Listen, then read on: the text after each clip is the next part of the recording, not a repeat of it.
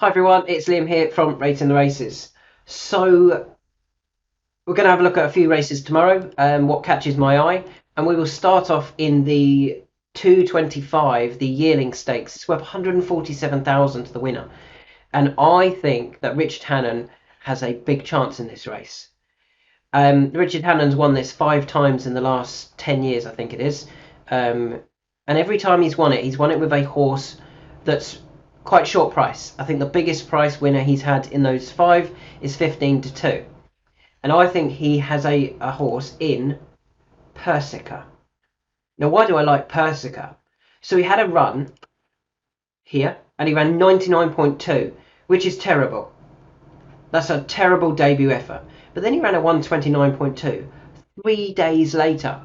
I think that's really interesting. I think that demonstrates that he thought um, there was a reason to come out quickly. You know, he ran at Leicester and he blew the start, and that really cost him all chance. He got to get, he wasn't great away again, but he got to the front quite quickly at Salisbury, went forward and won by 3 1/4 lengths. He won it really impressively, and he actually ran a 129.2.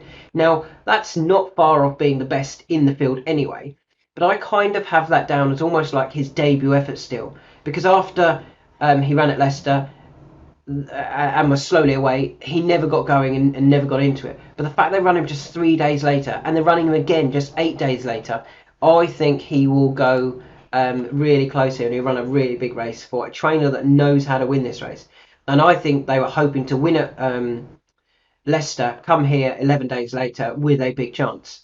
They do have a big chance, but it's actually 8 days later because they had to go and get a proper run into him rather than his Leicester run. If he ran a 129.2 on debut, it would be the best debut performance out of the whole lot. It wasn't quite on debut, but I kind of feel it will feel like it was on debut because his first effort was just a complete. It all went wrong at the start and they didn't do anything afterwards. So he's my first selection at 13-2. Moving on to the 3 o'clock, the Clipper Handicap, 77 grand to the winner, and I'm really surprised that we don't see Latam, we don't see who was the other one?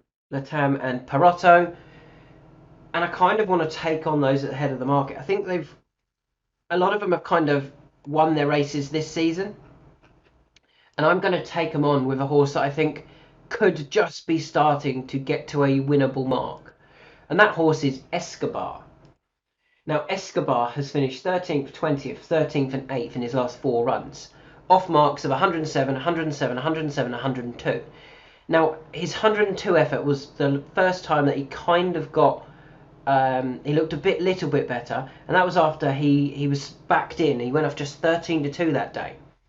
Now, he is actually up £2 for that run. Well, he's not up £2 for that run, but he's up to 104 because this was an early entry race.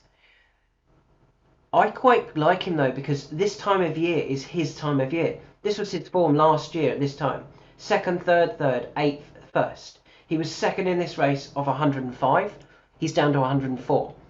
The winner, Blue for You, who beat him ahead, that year ran off 96, and he reopposes off 105. So he's up £9. Escobar down £1. There's £10 swing there. And if you like Blue for You, you've got to like Escobar, particularly at the prices. Look at the prices of these. Blue for You, 10s, 12s, 8s in places, 15-2. Escobar, 25-1. I think that's a great price about Escobar. If he gets a good toe through the race and picks up strongly, I'm hoping he can run a really big race here, when I think this has probably been the target, having finished a close second last year. We keep going, we move on to the 4:45, and if you follow my videos, you'll know who I'm going to select here. It's Red and Blue Sovereign. This one down here. Why do I like Red and Blue Sovereign? Well, Red and Blue Sovereign actually caught my eye. I think it's a mental price, to be honest, 18s. Red and Blue Sovereign caught my eye on debut, on his second run, sorry, when he was 6th behind Bobsleigh in the woodcut. Went off 80-1, and instantly I said he needs further. He needs 7 furlongs. They went up to 7 for a maiden, and they took on Sunway. Now, Sunway was sent off the 5-2 favourite for a listed race afterwards, so they really believed that Sunway was a classy horse, and I think he is a classy horse.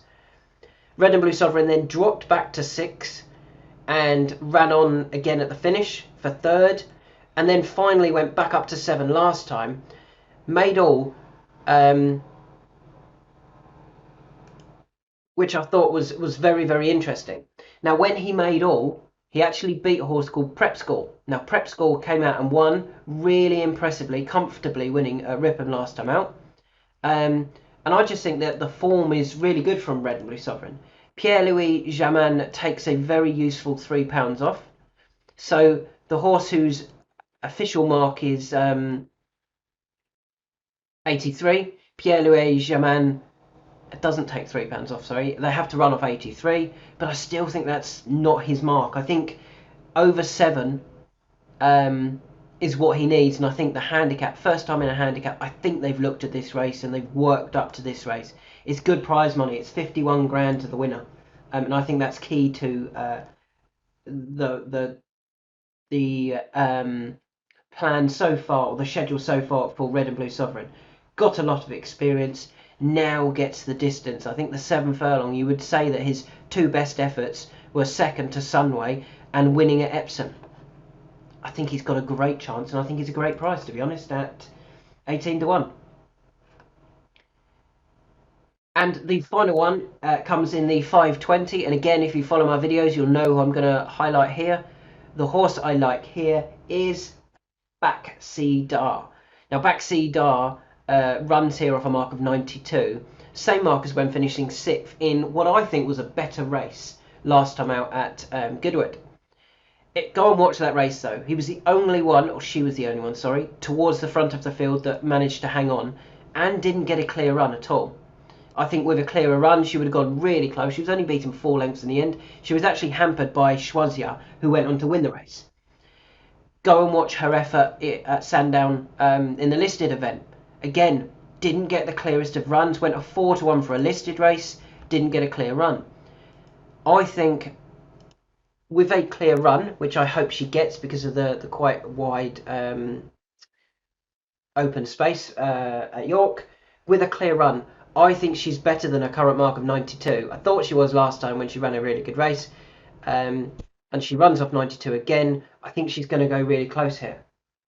You can currently get Backseat Dar at 14, so I reckon she'll go off single figures, because I think people will look at those 2 runs and go, actually, she has been very unlucky in her 2 runs recently, and if she gets a clear run, I think she'll place and can certainly go very close to winning this race. She is officially rated the best of the 3-year-olds, and I think she will prove to be the best of the 3-year-olds, even with the likes of Unequal Love, who's clearly progressive, and Nagiri, who runs for those owners that I say will rack up sequences.